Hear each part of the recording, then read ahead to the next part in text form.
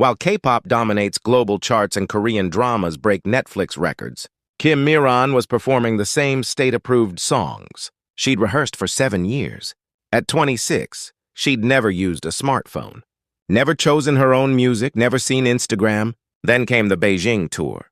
In her hotel room, she found South Korean broadcasts music shows with female singers. Her exact age, performing, laughing, talking freely about their lives. The contrast shattered everything she'd been taught. Same language, same musical training, same 26 years old. But one group chose their songs, built their careers, lived freely. The other faced a 45-year-old party secretary who threatened political prison camp for watching that TV show. Now living in Seoul, Kim sings her composer father's songs, but this time she chooses when, where, and why. Bridge the gap. Subscribe to connect with stories from the other side of the DMZ. It all started in the fall of 2022. I was 26, standing in our courtyard in Pyongyang's Moranbong district. "Miran, wash more cabbage for Kim Jang," Mom's voice called out. Back then, I thought I was just an ordinary singer. I'd been performing with the National Art Troupe for 7 years ever since, graduating from Pyongyang Music and Dance University. My father was a composer. My mother had been a vocal performer in her youth. Music came as naturally to me as breathing. One moment I was a little girl, holding Mom's hand along the Taedong River singing. The next I was on stage performing for thousands. That day, we were making kimchi together, like every Korean family does in November. The whole neighborhood gathered, pickling cabbage, mixing spices. "Mom, they're selecting performers for overseas tours." "Overseas? Where?" "China. Beijing and Shanghai." Her hand stopped moving. Worry flickered across her face. Her unmarried daughter going abroad, of course she was concerned. "I'd rather you stayed. Find someone nice here, get married." "Mom, I'm not thinking about marriage yet. I want to keep singing." The truth, I desperately wanted that tour. I'd never left North Korea. Born in Pyongyang, raised in Pyongyang, that was my entire world. A few days later, the announcement came. I'd been selected. At 26, I was the youngest member. That evening, Dad came home from his party officials meeting. When he heard the news, pride lit up his face. "Miran, remember that song I composed for you? Sing it in China. Show them the excellence of our people." "Yes, Dad." But there was a problem. Han Yong-suk, the party secretary, 45 years old, in charge of political ideology for our troupe. She couldn't stand me. Young, talented, recognized by the party, her jealousy was obvious. "Comrade Kim Miran, so you made the overseas team? I'm surprised they picked you." The sarcasm dripped from every word. I kept it simple.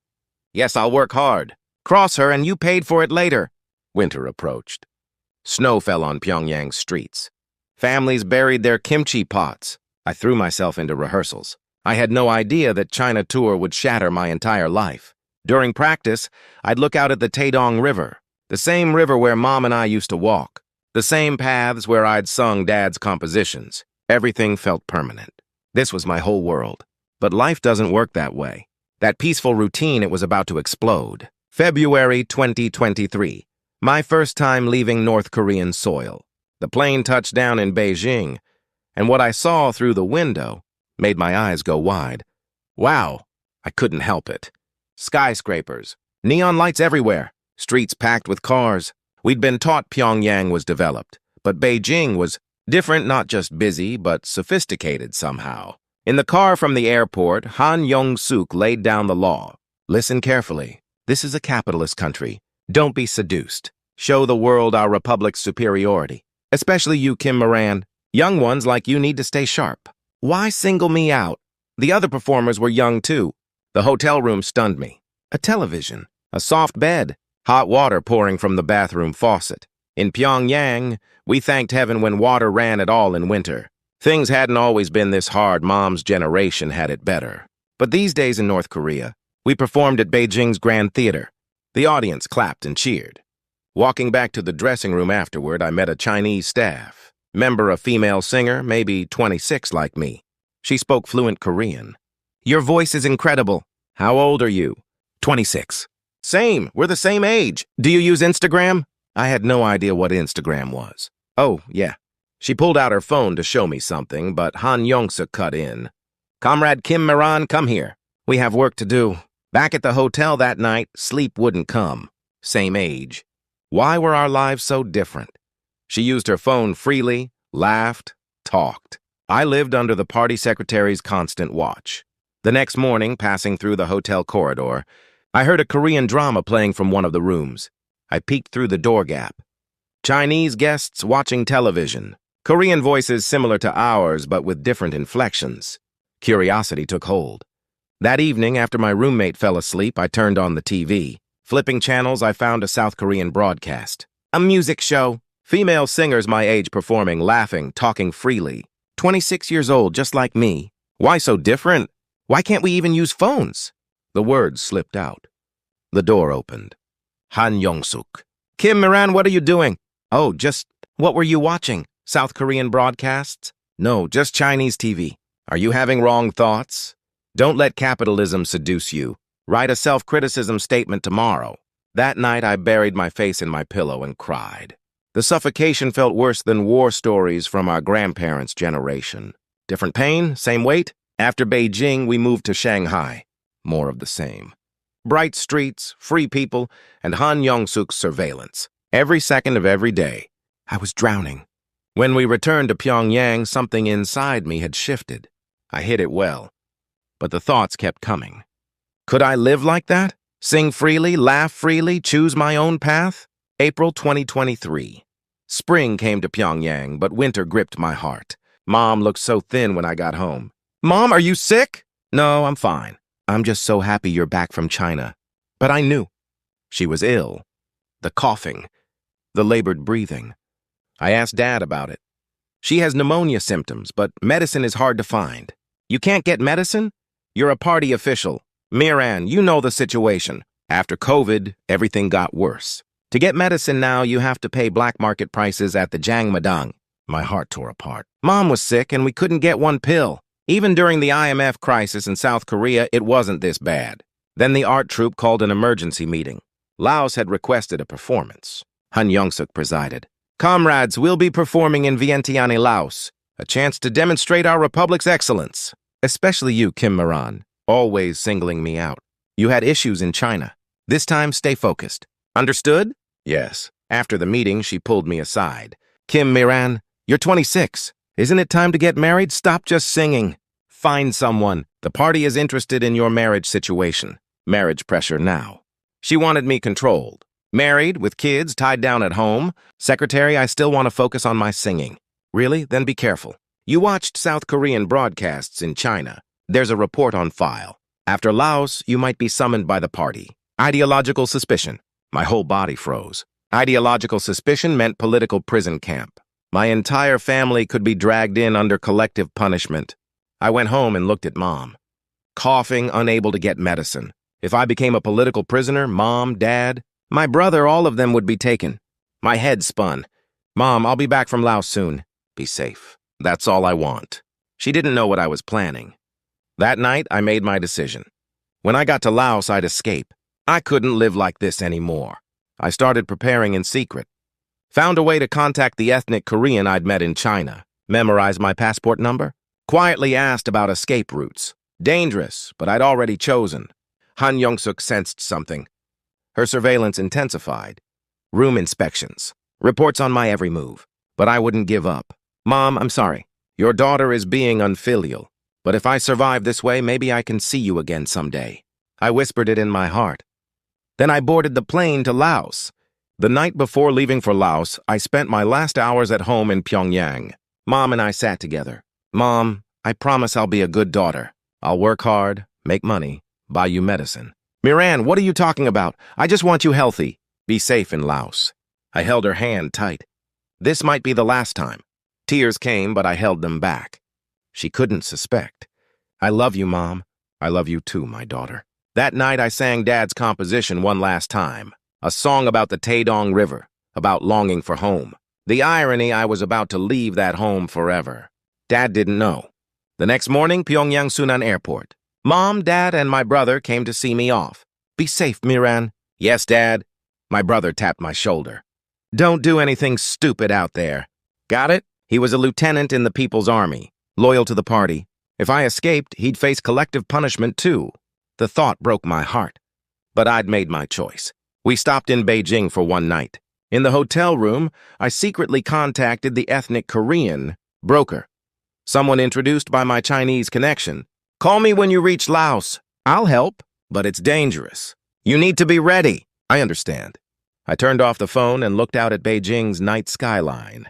All those lights, all those free lives. Could that be mine soon? The next day, we flew to Vientiane, Laos. On the plane, Han Young-suk sat next to me. Kim Miran, you're acting strange lately.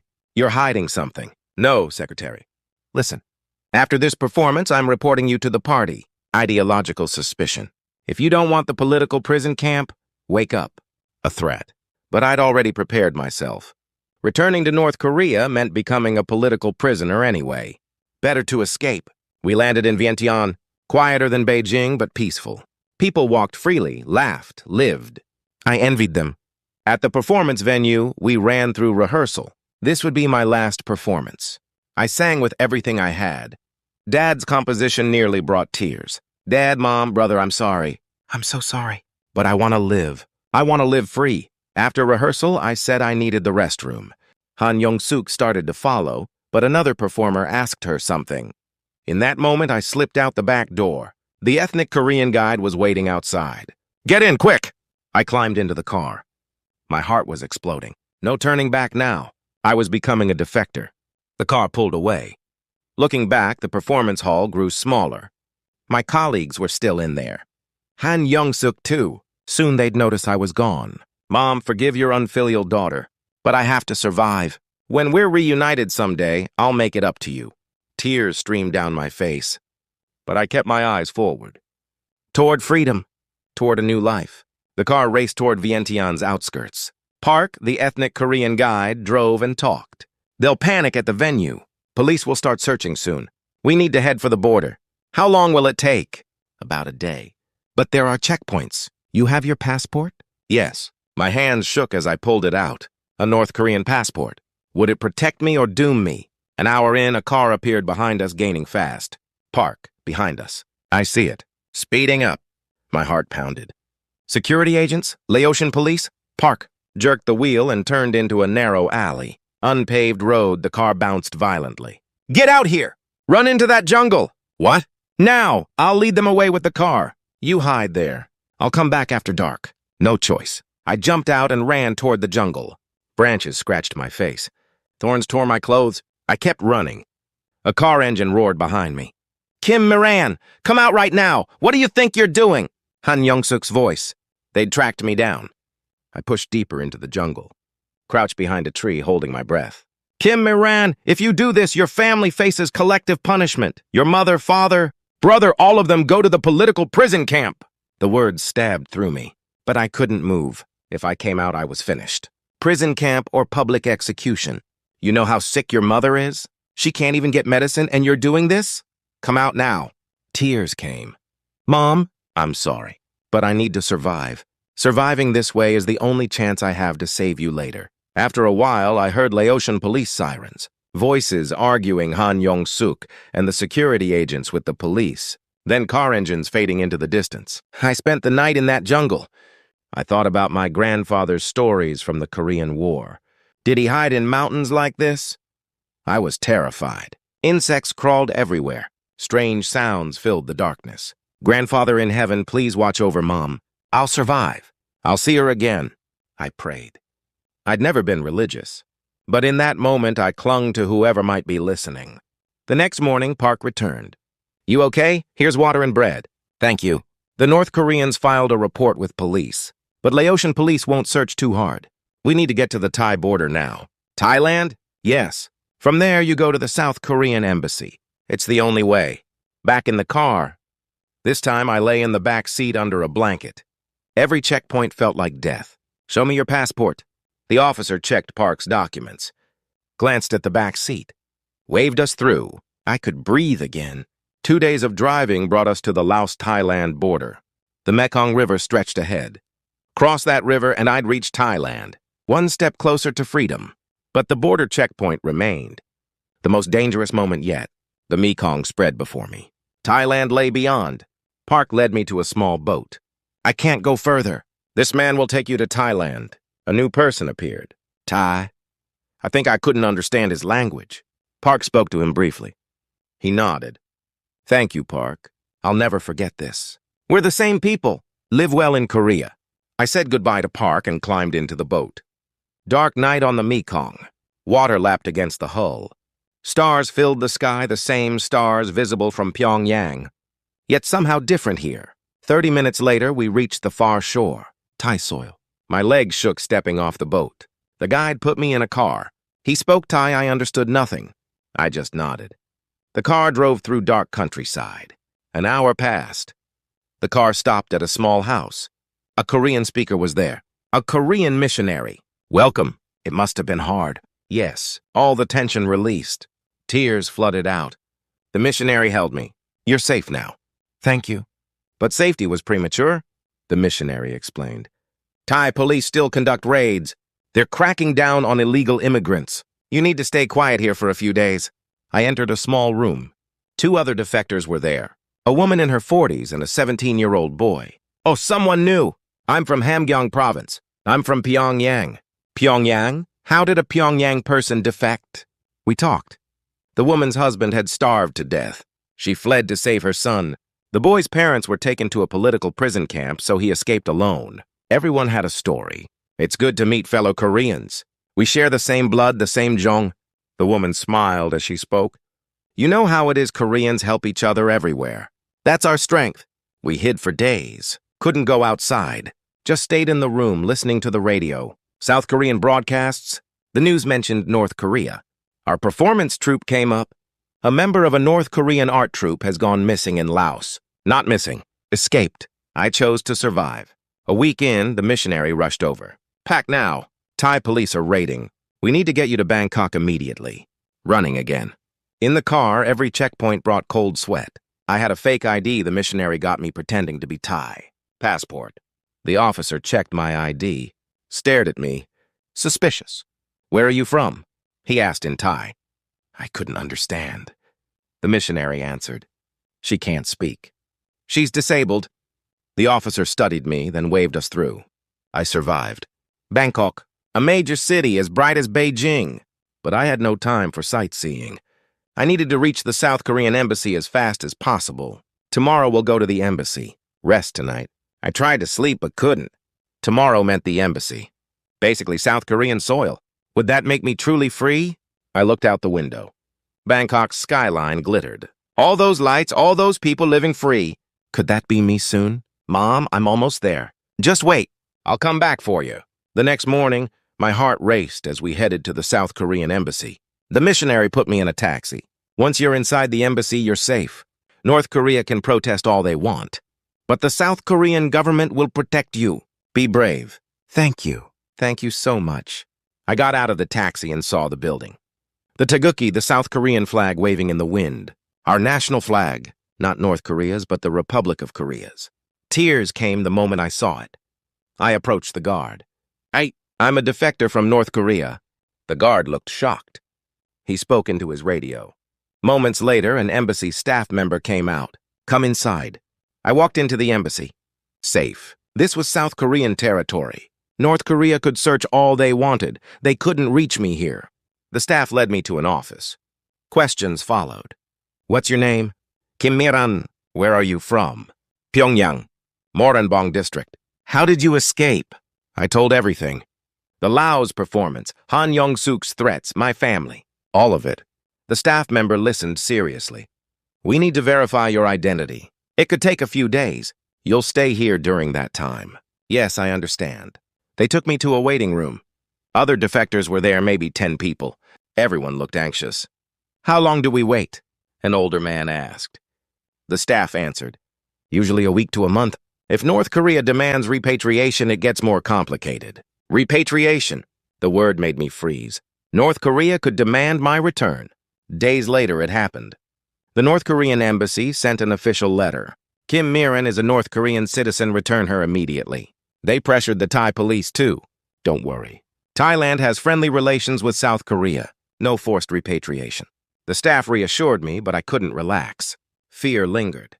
During the waiting period, I talked with other defectors. One woman had hidden in China for 10 years. You're young, that's good. I'm old now. I don't know what I'll do in South Korea. It'll be okay. We're all the same people. South Koreans will help us. You know, since the Korean War split us, we've been divided. But we're still one people. Same language, same kimchi, same holidays. 2 weeks in, news finally came. Kim Miran, your identity is confirmed. We have your plane ticket to Korea. Really? Yes. Tomorrow you fly to Incheon Airport. Congratulations. My knees buckled. The staff caught me. You're safe now. You're becoming a citizen of the Republic of Korea. I broke down. All the tears I'd held back came flooding out. 2 months since leaving Pyongyang. So many close calls with death. Finally, freedom. That night, I looked at my plane ticket to Korea. Mom, I made it. I survived. When unification comes, we'll meet again. Stay healthy until then. The next morning at Bangkok Airport, I boarded the Incheon flight. Thailand faded outside the window. Goodbye, Laos. Goodbye, Thailand. Thank you. And goodbye, Pyongyang. We'll meet again someday. In freedom. September 2023. I'll never forget landing at Incheon Airport. Stepping off the plane into the terminal, so many people. Walking freely, laughing, checking phones, drinking coffee. Ordinary life looked like a miracle to me. This is South Korea. I whispered it. A Ministry of Unification official greeted me. Kim Miran, welcome. You'll receive training at Hanawon now. Hanawon, a center helping North Korean defectors adapt to South Korean society. I lived there for 3 months. The first few days amazed me constantly. Convenience stores open 24 hours. Supermarkets overflowing with goods. Searching North Korean news online. Everything felt strange and wonderful. One night, I searched for North Korean news on my phone. My story appeared. People's singer Kim defects to South Korea. During overseas performance, betraying the homeland. Betrayal. I didn't betray anyone. I chose to survive, to live free. But my heart ached. What happened to Mom, Dad, my brother? Did they face collective punishment? I asked a Hanawon teacher. Teacher, what about my family? Don't worry, Miran. These days, the punishment isn't as severe as before.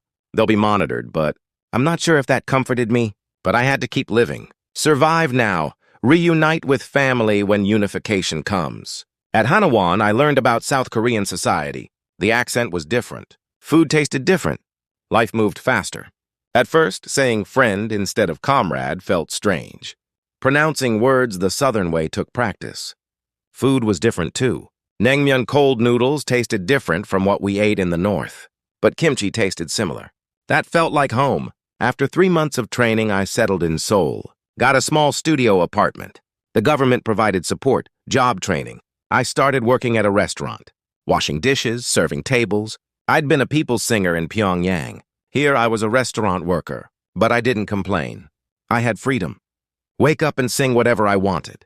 Watch whatever I wanted online at night. Meet friends for coffee. I'd never known how precious freedom was. A year later, I performed at an event supporting North Korean defectors. I sang Dad's composition. The audience applauded. Some cried. Miran, your voice is beautiful. Please keep singing. Those words gave me strength.